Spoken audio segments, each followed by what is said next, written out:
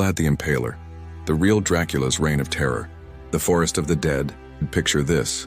It's 1462, and a massive Ottoman army, 150,000 strong, marches confidently toward the Wallachian capital. Sultan Mehmed II, the conqueror of Constantinople himself, leads them. But as they crest a hill outside Târgoviște, the soldiers stop dead in their tracks. Before them stretches a forest that shouldn't exist. Not of trees, but of human bodies. 20,000 corpses impaled on wooden stakes arranged in perfect rows stretching for miles. Some bodies are fresh, others have been rotting for months. Turkish soldiers, women, children, even impaled babies on their mothers' stakes. The stench is apocalyptic. Crows feast endlessly. The Sultan, who had witnessed the bloodiest siege in medieval history, turns his army around. Even he cannot stomach what lies ahead. This was the handiwork of Vlad III of Wallachia. History would remember him as Vlad the Impaler. Legend would transform him into Dracula, the immortal vampire. But the truth? The truth is somehow more terrifying than any fiction. The making of a monster. To understand the monster, you must first understand the boy. Born in 1431 in Transylvania, Vlad Dracula, son of the dragon, entered a world drowning in blood. His father, Vlad II Dracul, ruled the Principality of Wallachia, a small Christian buffer state crushed between two empires, Catholic Hungary to the west and the Islamic Ottoman Empire to the east. Survival meant playing both sides, betraying everyone, trusting no one. When Vlad was just 11 years old, his father made a devil's bargain. To appease Sultan Murad II, he sent young Vlad and his brother Radu as hostages to the Ottoman court. This wasn't a diplomatic exchange, it was a childhood in hell. For 6 years, Vlad endured imprisonment in the fortress of Erigoz. He was beaten, humiliated, and likely tortured. He watched his captors employ their favorite execution method, impalement, a slow death that could take days. But here's where it gets darker. While Vlad resisted, his younger brother Radu embraced Ottoman culture, converting to Islam and becoming the Sultan's favorite, possibly even his lover. The brothers would later face each other as mortal enemies. Family trauma doesn't get more Shakespearean than that. Then, in 1447, news arrived that shattered what remained of Vlad's world. His father had been assassinated, buried alive by Wallachian nobles. His older brother Mircea had been tortured, his eyes burned out with hot stakes before being buried alive alongside their father.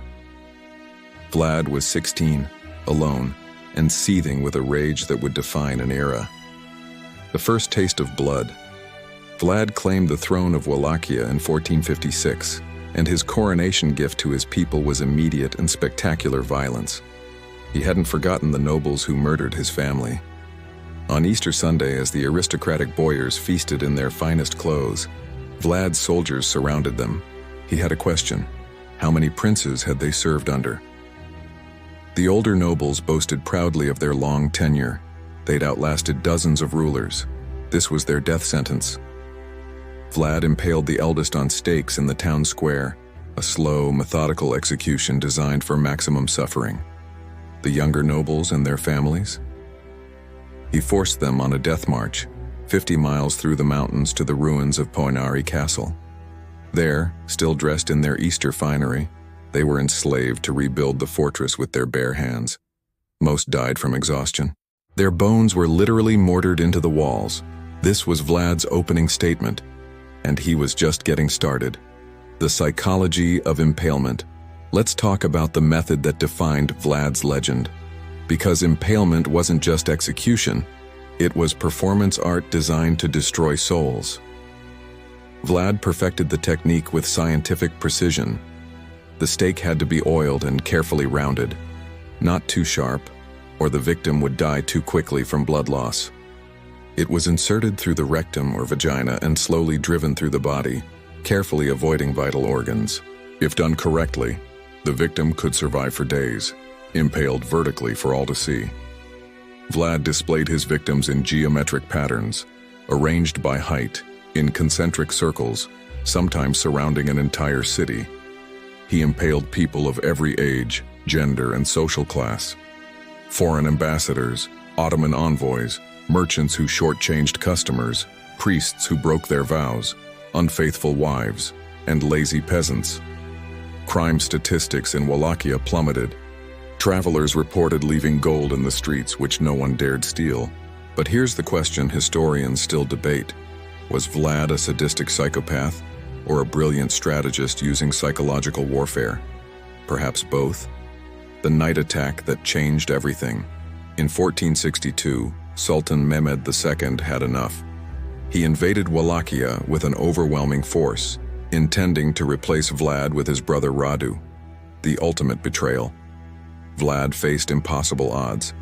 His army numbered maybe 30,000 against 150,000 Ottomans, so he did something audacious and insane.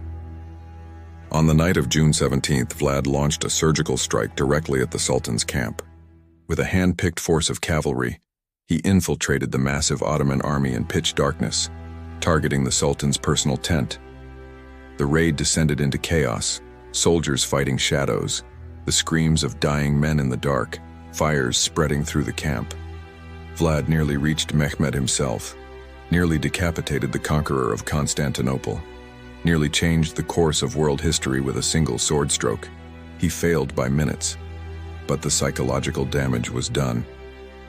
When combined with the forest of the impaled that greeted the advancing Ottoman army, it broke Turkish morale. The Sultan had conquered the greatest city in Christendom, but he retreated from Wallachia, leaving Vlad's brother Radu to continue the fight. The Banquet of Blood. Among the many legends, one story captures Vlad's particular brand of horror. Foreign merchants once complained to him about Wallachia's thieves and beggars.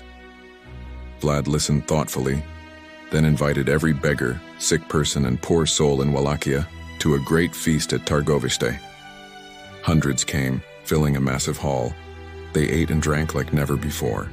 Then Vlad appeared and asked, "Do you want to be without cares, lacking nothing in this world?" "Yes," they shouted joyfully. Vlad ordered the hall's doors barred and windows sealed. His soldiers set the building ablaze. Everyone inside burned alive. When asked why, Vlad reportedly said he wanted them to be without cares, and to spare others from having to support them. This story may be propaganda from his enemies, but the fact that people believed Vlad capable of such an act tells you everything about his reputation. The fall and the legend. Vlad's reign ended in 1462, when even his Hungarian allies imprisoned him, partly for political reasons, partly because they were terrified of him. He spent 12 years in captivity, then briefly reclaimed his throne in 1476. Within weeks, he was dead, killed in battle, or possibly assassinated by his own men. His head was sent to Constantinople, displayed on a stake, a fitting end. His body was supposedly buried at Snagov Monastery, but when archaeologists excavated the grave in the 1930s, they found no body, just animal bones and a few trinkets. Even in death, Vlad the Impaler remained elusive, from history to horror. So how did this medieval warlord become the immortal vampire? Blame Bram Stoker. In 1897, the Irish author published Dracula, borrowing Vlad's name, his Transylvanian homeland, and his bloodthirsty reputation. But Stoker transformed the Impaler into something else entirely, an aristocratic predator who drank blood for immortality rather than spilling it for politics. The irony? Vlad fought his entire life against the Ottoman Empire to defend Christian Europe. He's considered a national hero in Romania today, yet Western pop culture remembers him as the ultimate monster, a creature of darkness who preys on the innocent. The uncomfortable truth. Modern estimates suggest Vlad killed between 40,000 and 100,000 people during his 6-year reign, in a principality of maybe 500,000 people. As a percentage of his population, this rivals history's worst genocides. Yet in Romania, you can buy Vlad the Impaler souvenirs, visit his castles, drink Dracula wine. Why? Because he killed the right people, invaders, criminals, traitors. Because his brutality, however extreme, served a purpose, forging order from chaos, defending the faith, instilling fear in enemies.